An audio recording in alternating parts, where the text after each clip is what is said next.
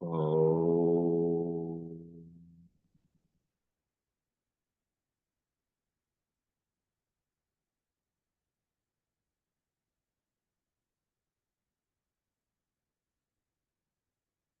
Om Sahana Vavatu Sahana Bhunaktu Sahaviriyam Karvavahai Tejasvinavaditamastu Ma Vidvishavahai. Om Shanti Shanti Shanti.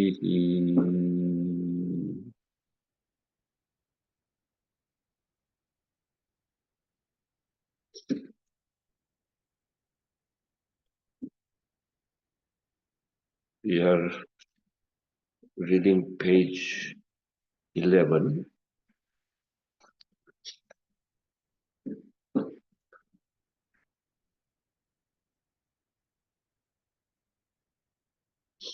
We repeat the question, yet I cannot see how anything can come to be without a cause. Master, when I say a thing is without a cause, I mean it can be without a particular cause. Your own mother was not needed to give you birth. You could have been born from some other woman, but you could not have been born without the sun and the earth. Even these could not have been caused your birth without the most important factor, your own desire to be born. It is desire that gives birth, that gives name and form. The desirable is imagined and wanted and manifests itself as something tangible or conceivable. Thus thus is created the world in which we live, our personal world. The real world is beyond the mind's ken. We see it through the net of our desires divided into pleasure and pain, right and wrong, inner and outer. To see the universe as it is, you must step beyond the net. It is not hard to do so, for the net is full of holes. What do you mean by holes, and how to find them? Look at the net and its many contradictions. You do and undo at every step. You want peace, love, happiness, and work hard to create a pain, hatred, and war. You want longevity and overeat. You want friendship and exploit. See your net as made of such contradiction and remove them. Your very seeing them will make them go. Since my seeing the contradiction makes it go, is there no causal link between my seeing and its going? Causality, even as a concept, does not apply to chaos. To what extent is desire a causal factor? One of many. For everything, there are innumerable causal factors, but the source of all that is the infinite possibility, the supreme reality, which is in you and which throws its power and light and love on every experience. But this source is not cause and no cause is a source. Because of that, I say everything is uncaused. You may try to trace how a thing happens, but you cannot find out why a thing is as it is. A thing is as it is because the universe is as it is. You getting it? That is why acceptance of existence, and we always pray, thank you for the existence. It literally means accept the isness of the is. What is what is important or significant.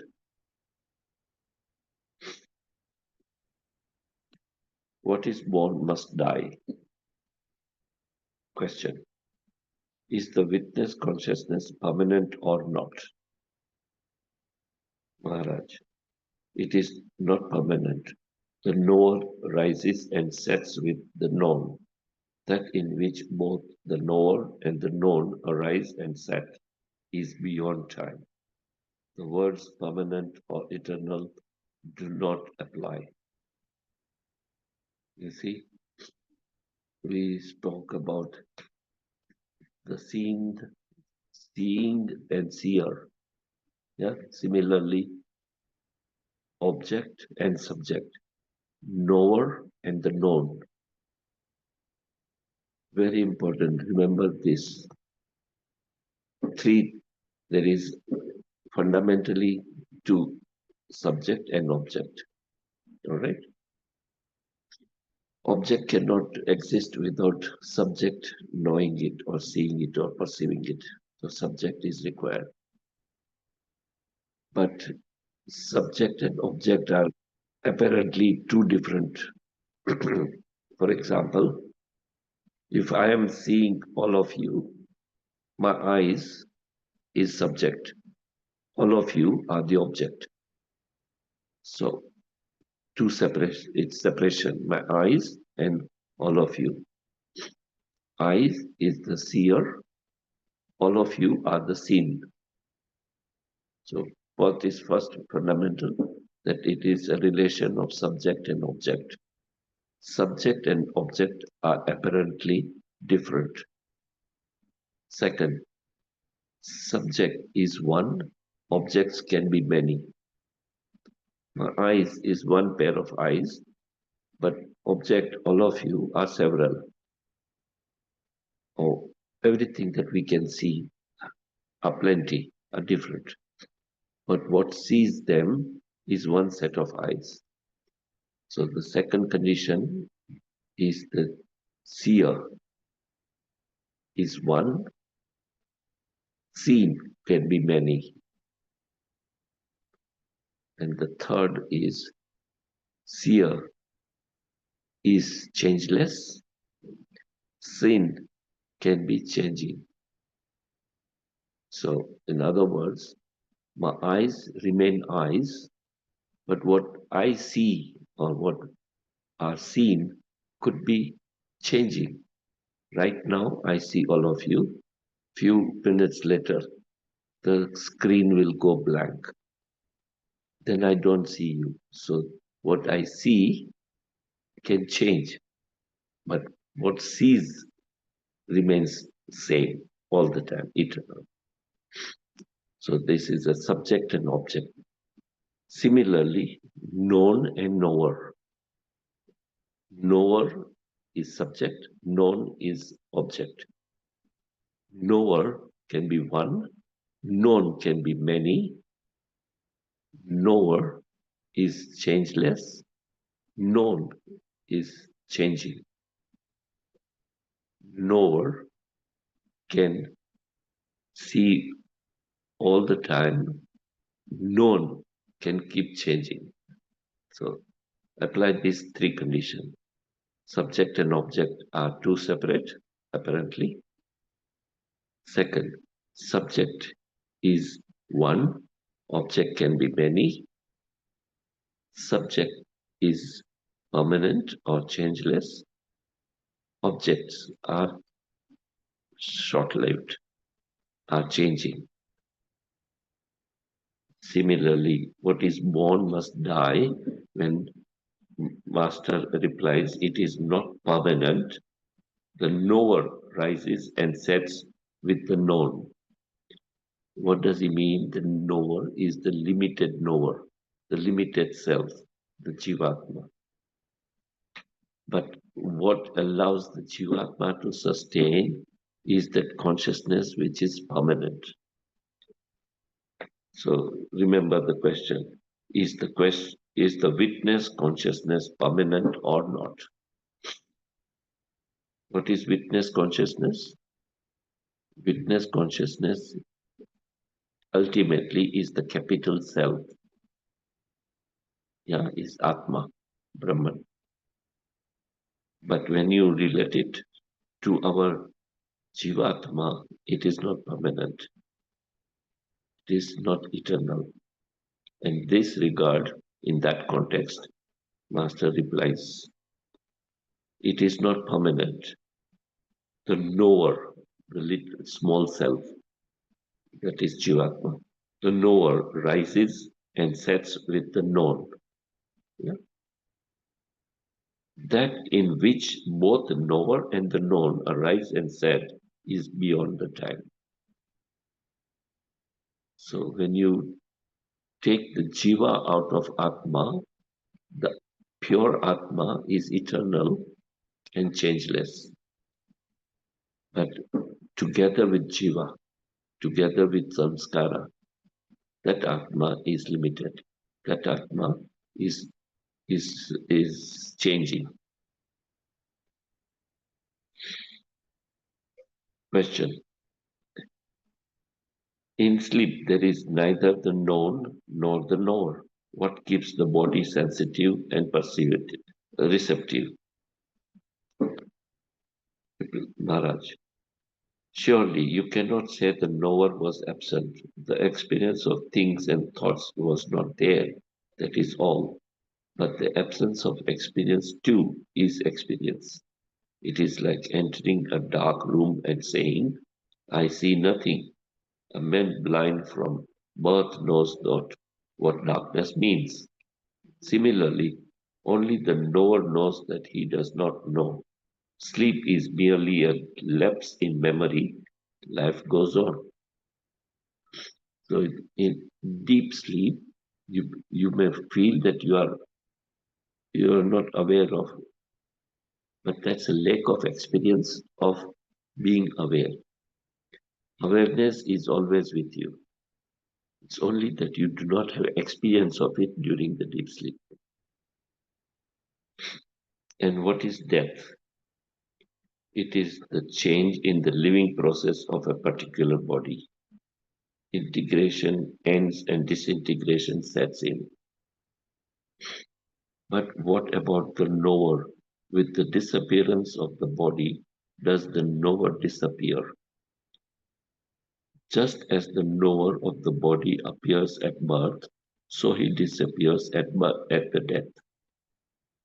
And nothing remains. Life remains. Consciousness needs a vehicle and an instrument for its manifestation. When life produces another body, another knower comes into being. Is there a causal link between the successive body knower or body minds? Yes, there is something that may be called the memory body or causal body, a record of all that was thought, wanted, or done. It is like a cloud of images held together. Once again, he refers it to what we have spoken about, Akashic record. This is what he means here. So we read again. Is there a causal link between the successive body knower and body minds? Yes, there is something that may be called the memory body or causal body, a record of all that was thought, wanted, and done. It is like cloud of images held together. What is this sense of a separate existence? It is a reflection in a separate body of the one reality. In this reflection, the unlimited and the limited are confused and taken to be the one. To undo this confusion is the purpose of yoga. What is the purpose of yoga? Let's read it. What is this sense of separate existence? It is a reflection in a separate body of the one reality. In this reflection, the unlimited and the limited are confused and taken to be the same.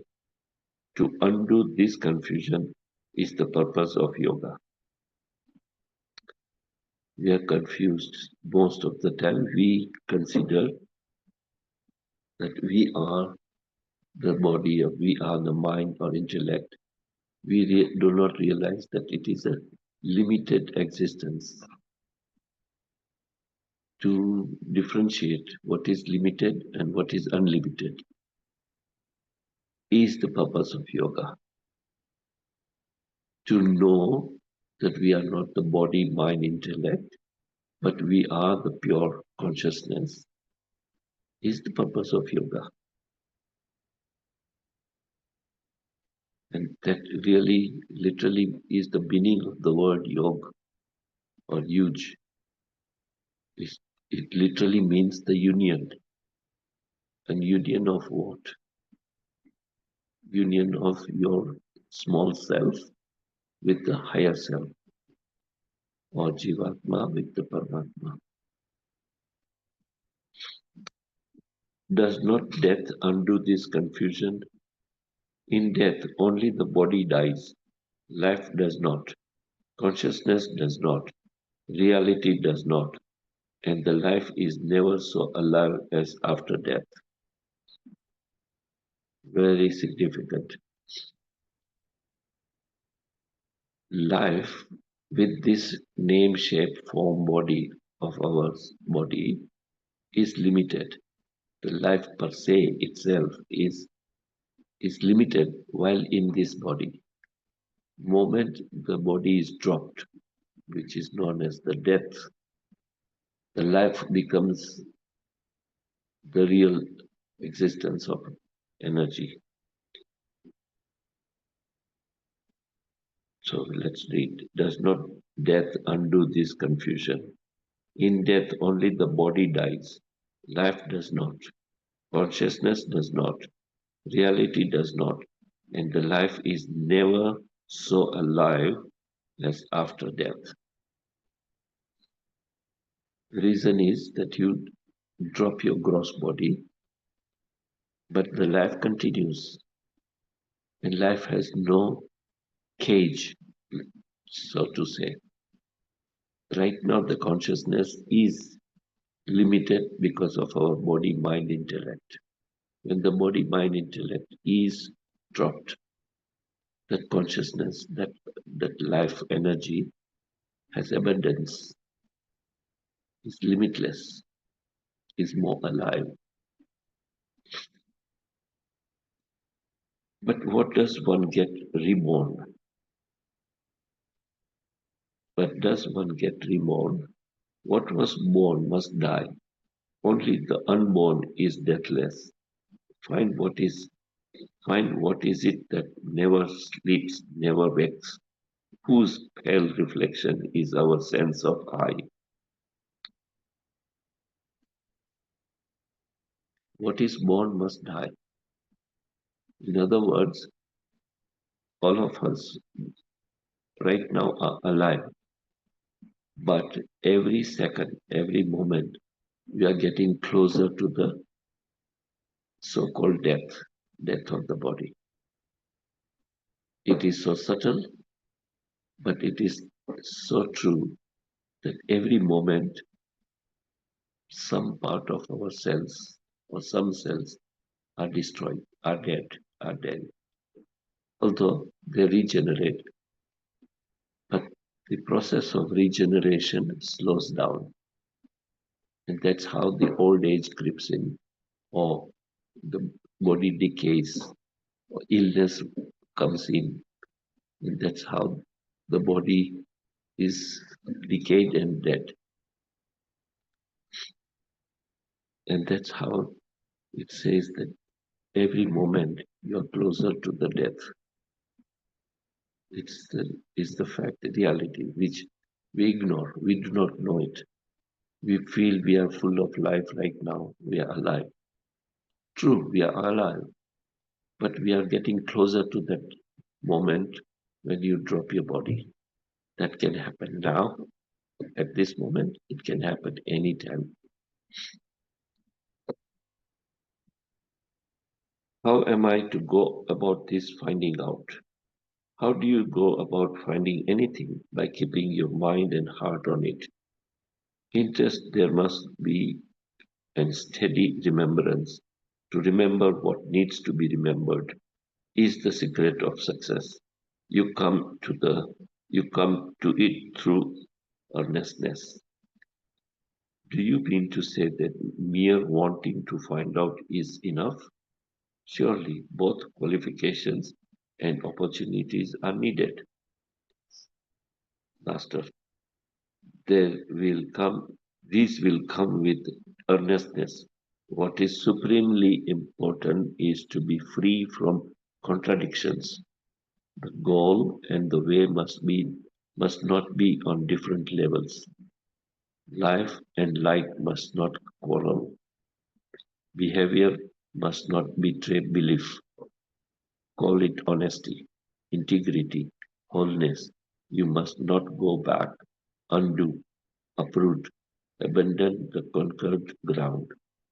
Tenacity of purpose and honesty in pursuit will bring you to your goal.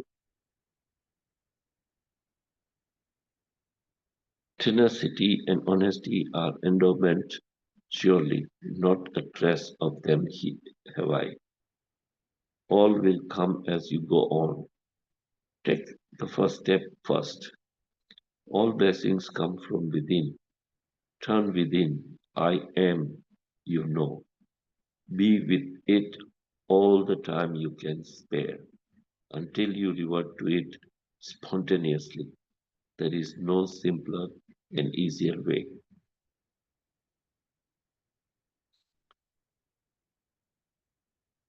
You understand? So easy to do this sadhana. Let's read this question, last question and answer, then we talk. Tenacity and honesty are endowments. Surely not a trace of them I have, or have I. Master, all will come as you go on. Take the first step first. All the blessings come from within. Turn within. I am, you know. Be with it all the time you can spare until you revert to it spontaneously. There is no simpler and easier way.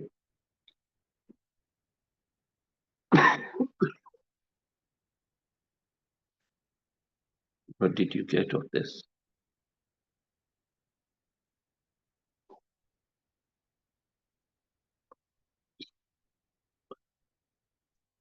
Let's understand that we getting what we are supposed to by reading this. We do not want to get just the information. We must convert the information into some amount of knowledge. So when we are reading different question answers or different subjects, we must ask ourselves, does it make sense to us? Does it answer our question? If not, why not? So here it says, the very reason why I want to stop here, read about it. It says, turn within. I am that you know. All of us know I exist. All of us know I am. The only difference is when you speak I am, you do not reflect it to what you appear to be. I am is not referring to what you look like, what you appear to be. I am is not the body or the name or the status or your intelligence or your thinking or thoughts or emotions. I am is that energy that allows this body mind intelligence to operate, to function, to perform. That energy is really who we are.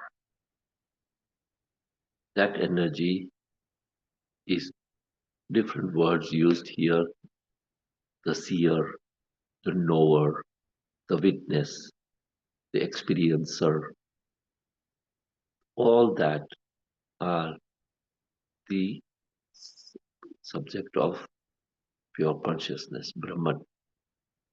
Atman. That energy alone is limitless, eternal, and that is what all of us are, or everything is. So Advaita Vedanta talks about first start from the duality, the creation and the creator. Recognize that this body and all that body can perceive through our sense organs is the creation. And if there is a creation, there must be a creator. That's a starting point. Then you contemplate further on and say, is the creation and the creator are separate? Then you realize in reality they are not separate. Creation cannot exist without creator. Creator is in and through the creation. In other words, there is no separation. Creation and creator are not two separate existence. It is one. So from duality, you move forward to understand that singularity. That is known as a Advaita Vedanta, non-dual. So in the theory or philosophy of non-dual, ultimately everything, every single thing is an object. And because it is object, it cannot be real, it cannot be permanent, it cannot be eternal. But it cannot exist, it cannot sustain itself without that energy, that consciousness, which is a subject. So we started talking about everything is subject and object. Subject here, imagine right now, for an easy understanding, subject is your eyes or your ears that allows you to hear, eyes that allows you to see, your skin that allows you to touch and get the feeling of touch, or the tongue, all the different sense organs are your seers or knowers. Now, all that the sense objects can perceive are the objects. For example, my eyes can see you, so eyes become the seer. All of you become the object. I am talking and you are hearing. Your hearing, your ears are the knower, and what you hear is the object. Huh? So skin or your touch or your tongue, or your taste, all are the relation of subject and object. Subject remains same, objects changes. Subject is permanent, changeless. Objects keep changing. Now think about subject. Is your eyes really the seer? We talk about one sense organ right now. Let's talk about eyes. We think with our eyes we see everything. But eyes are only an instrument or tools. I do not see it. Imagine if your internal connection between veins that goes from eye to the brain, if there is a damage. There are people, I'm sure all of you know, people have the eyes, but yet they do not see. Why? There is a damage or the function of instrument is not alive, it's not performing. So you may have this instrument called eye, but yet you do not see it. So then who is the seer? Let us talk the mind. The mind becomes the seer. Yeah? And when I say mind, it's because I claim I see you. When I say I see you, who is that I? My mind or my body is the I with our limited understanding. So the mind becomes the seer. All of you are the seen or objects, and my mind becomes the subject. Now let's apply the same condition to the mind. Is the mind changeless or changing? We know the mind is not changeless. Mind keeps changing. What is mind? Mind is nothing but bundle of thoughts. And we know the thought keeps changing. So the mind is not changeless. Is mind the eternal? No, mind is not eternal because right now my mind is in the subject of this talking. Sometime later, my mind will be involved with something else. So it's changing. So mind is not really the knower or the seer. Then who is the seer and the knower? It is that consciousness that allows mind to perform. It is that energy that allows mind to perform. And when mind is functioning, your instrument of eyes functioning, ultimately it is our ego which says, I see, I hear, I know. That is the power of ego. All of that, all of this, sense organs, mind, and ego is powered of by that same energy, consciousness. So what Maharaj is talking about when you say I am, believe it that you are talking about that consciousness and not this body, different body, whether it is a physical body, mental body, or buddhi or ego. No. When we say I, we refer I to the capital I, the Supreme Self. I am that pure consciousness. I am that. That is the message from Maharaj. Entire book, different questions are asked. He answers in a different manner, explaining to the seeker that ultimately it is that I am that you stick to. You remain steadfast with that conviction that I am. Even to say I am that is not necessary because when you say that, to some extent it brings some limitation. If when we say that, it means it is not this. I am is this, I am is that.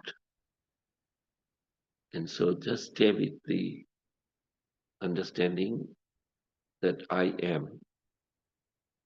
And we do not need any proof because we know we exist. Right now, all of us exist. What is it that exists? It is your consciousness. That is why you and I exist.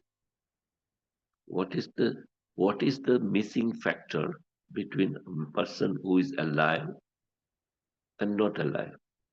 It is that energy which is missing.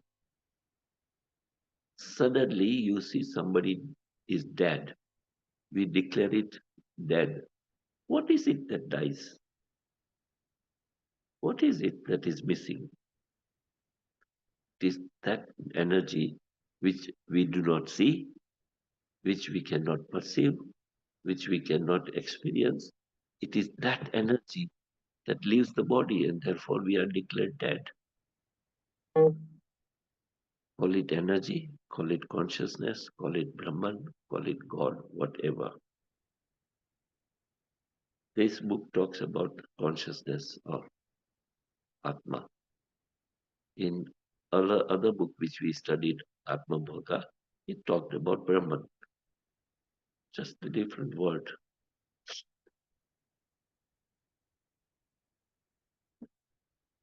There is A very beautiful Sanskrit sloka which says in English translation it would mean that is whole, that is complete. This is whole, this is complete.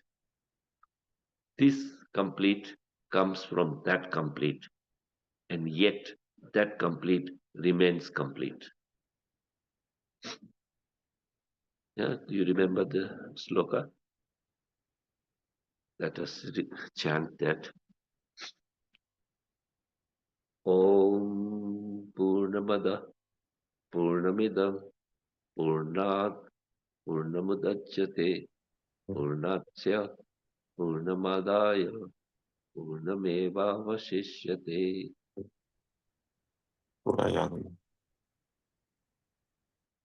Purnamada Purnamidam Purnat Purnamudachyate Purnasya Purnamadaya Purnamevavashishyate.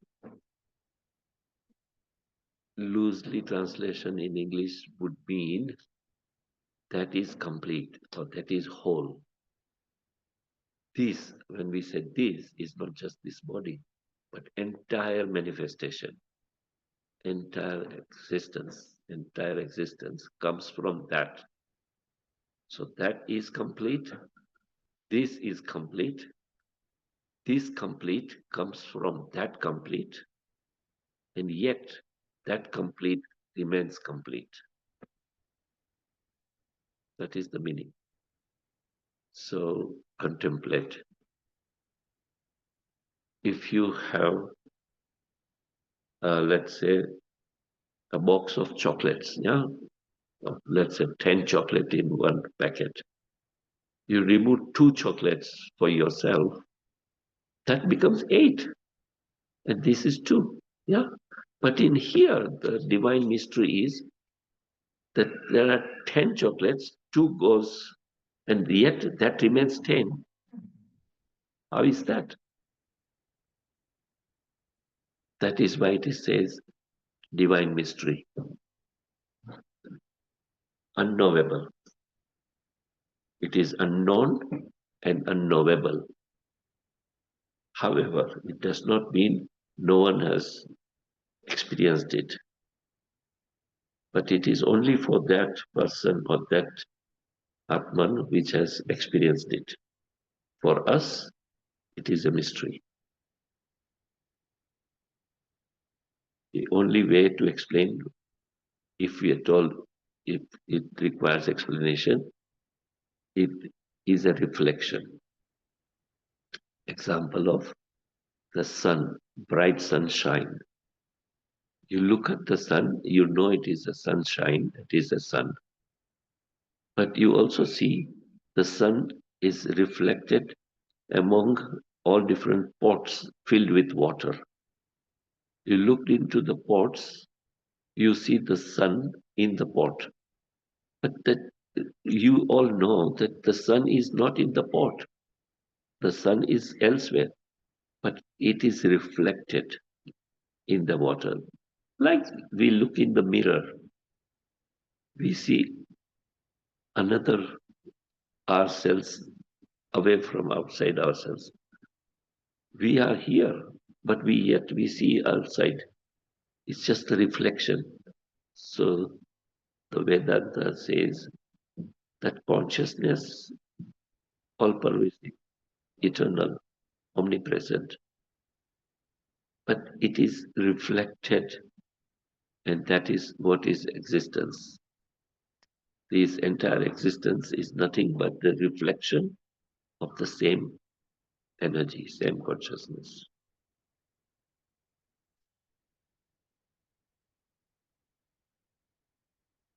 I would stop here today and check if there is any question or doubt.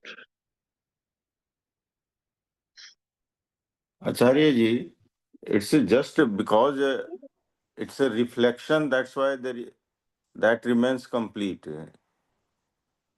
Yes. That is one way of explanation. But it is not that easy, because there are arguments about reflection cannot be real. And does it mean Yes. that what is that subject from which it is reflected is not real? It is real. So when we look at ourselves in the mirror, what you see in the mirror is real. If you said that what you see in the mirror is not real, does it mean that you standing in front of mirror is not real? No, you are real because you exist. You know I exist. So the relation between the subject and object, the individual standing in front of mirror and reflection in the mirror, is ultimately the same. Without the without you standing in front of mirror, you do not have a reflection. And without mirror, you do not see yourself. You understand what I'm saying? So the Vedantic approach is Brahman has stepped down, taking this limited lifetime or this body to experience itself. Brahman is experiencing Brahman itself through the help of this body mind instrument. What is self realization? Self doesn't, when we speak of capital self, the higher self, doesn't need any identification, doesn't need any recognition, doesn't need to know itself. It is the lower self that needs to know that I am that supreme consciousness. I am the capital self. I am the supreme self. But to know that, in order to know that, in order to experience that, you need lower self. You need this instrument of body, mind, intellect. And so when we say of reflection, supreme consciousness is reflected in us, among us, everywhere in entire existence is reflection. But yet that existence, that reflection is required to recognize the original, the omnipresent consciousness. How would you know you are the Brahman if you do not have the body, mind, intellect? If you do have body, mind, intellect, only with that you recognize I am pure consciousness, I am Brahman. That Brahman doesn't need that recognition. That Brahman doesn't need any identification. We do. The reason is we are limited with this body, mind, and intellect factors.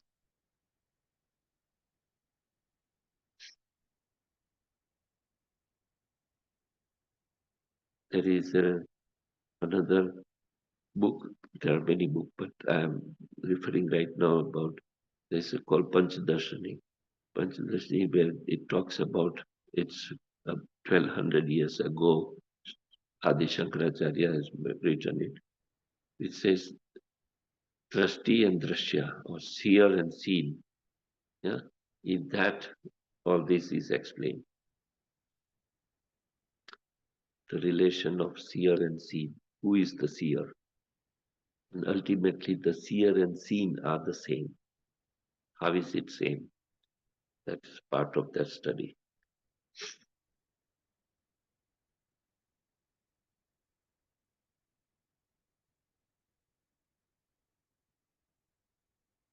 Okay, Acharya.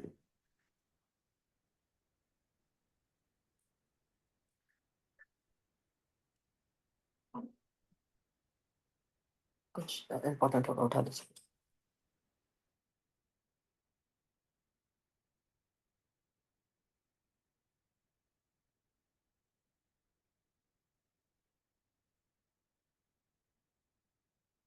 Om.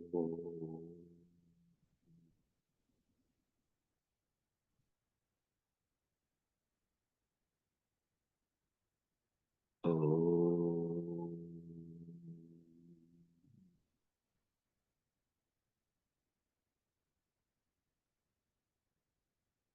Om.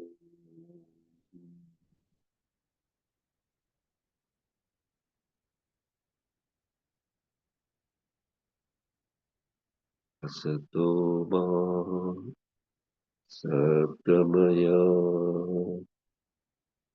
Tamaso ma Jyotirgamaya Mrityurma Amritam Gamaya Loka Samasta Sukhino Bhavantu Loka Samasta Sukhino Bhavantu Samasta Loka Sukhino Bhavantu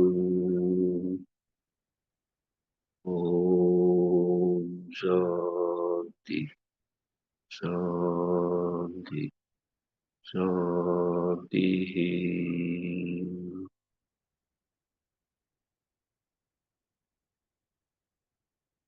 Thank you, God, for giving us air to breathe. Thank you, God, for giving us water to drink. Thank you, God, for giving us sun for energy.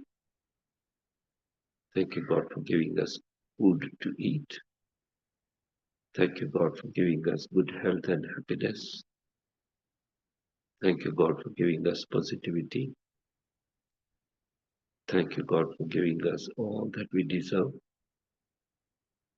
Thank you, God, for your love, your protection, your guidance, your blessings. Thank you, God, for the existence. Thank you for giving me a chance to serve you.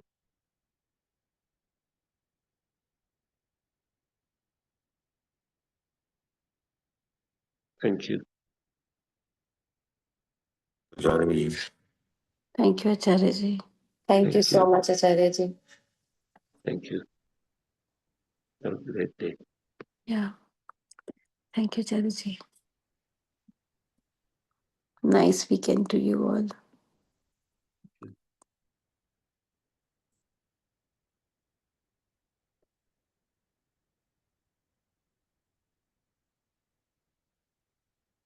Bye, Kapil.